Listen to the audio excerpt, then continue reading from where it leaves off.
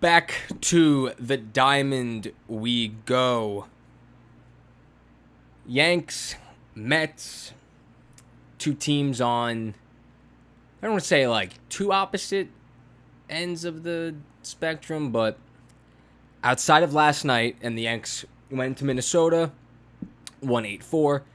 The Yanks play the Twins, they win. It's just what happens. So, coming off a terrible weekend series against the Red Sox in which they got swept at home, they get a big win. 32-29, still sitting 6.5 games out of first and sitting in third place. I feel like this has been the conversation for the past month with this team. They stink. They can't hit. No one's hitting. And at what point are we going to hit all right, are we going to wait for them to break out? The breakout will happen. It's fine. Don't worry about it. It's June 1st. It's not June 1st, but you know what you know what I meant. It's June 8th and 9th. Fuck. It's the beginning of June. And no, 100%. Like June 1st, like we left June 1st, right? That would have okay. It would have been that. Yeah, I'm a week behind. At what point is this team? Are we gonna accept that this is the team? Now, I think regardless, this team makes the playoffs. But this is not a team that I don't think anyone is confident in that they could win a series against a team like Tampa Bay or a team like the White Sox. And yeah, the Yankees took care of the White Sox at home not too long ago. But this team is so poorly built, and that falls on Brian Cashman. And I know people are talking, will a firing of Aaron Boone help the team, get going and spark something in them? This was going into the season that Brian Cashman obviously did not do enough to put together a team that could fight and battle against the other big dogs. Tampa Bay, again, they go to show you why they're in the position that they are. They hire great talent in their analytics department. They find their guys, and boom, they're 16 games over 500, and they're 6.5 ahead of the Yanks. They continue to do it. After you traded your ace, your Blake Snell to San Diego, haven't missed a beat. Guys are still doing their thing. They're putting their guys in the correct position to win, and they look like a juggernaut right now, like they did last season.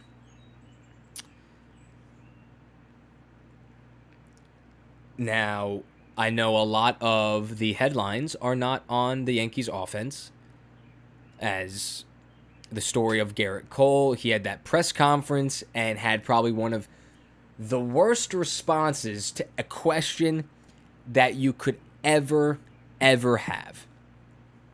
Now, we all know Major League Baseball is starting to crack down, or they said they're going to start cracking down on pitchers using sticky stuff, using sticky enhancer for their grips and for their spin rate. He was asked directly head on, have you ever used spider tack? And he went, I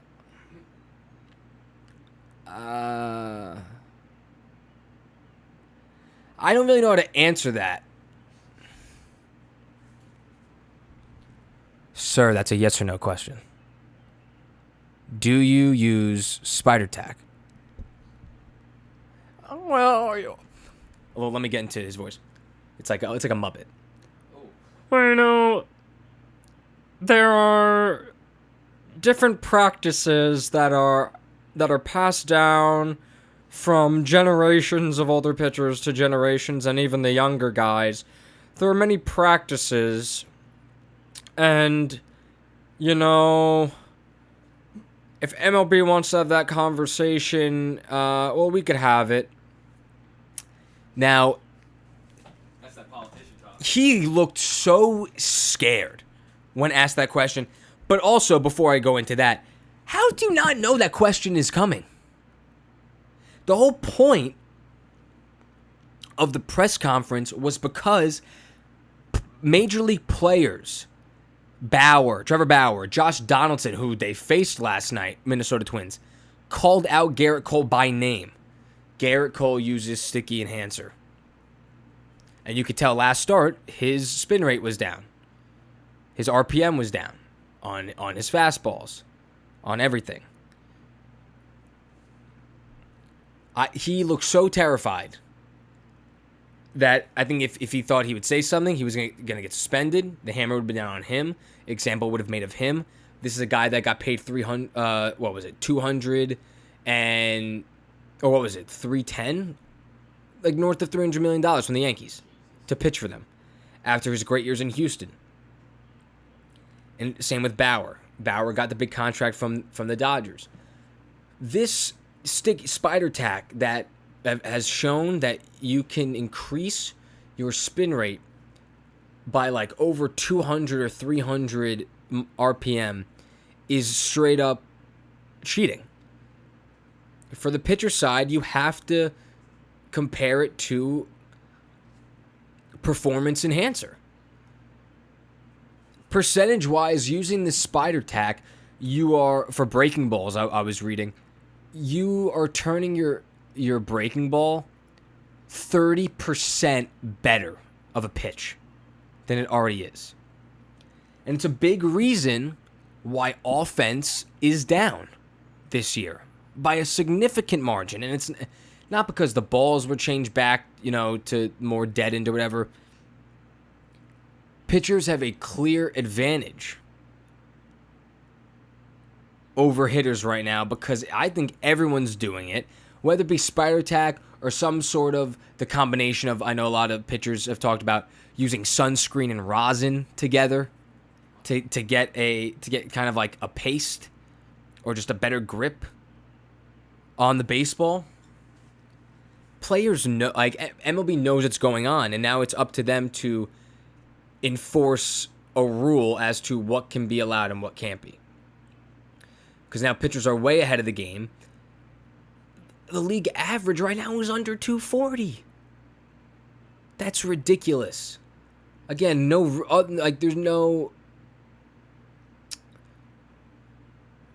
there's no surprise that viewership and stuff like that is down. People don't want to watch. Not only is it the umpires, but it's the lack of offense right now. And I know they tried to help with the baseballs and home runs were flying out at a record pace over the past few seasons. But at some point, this has to end.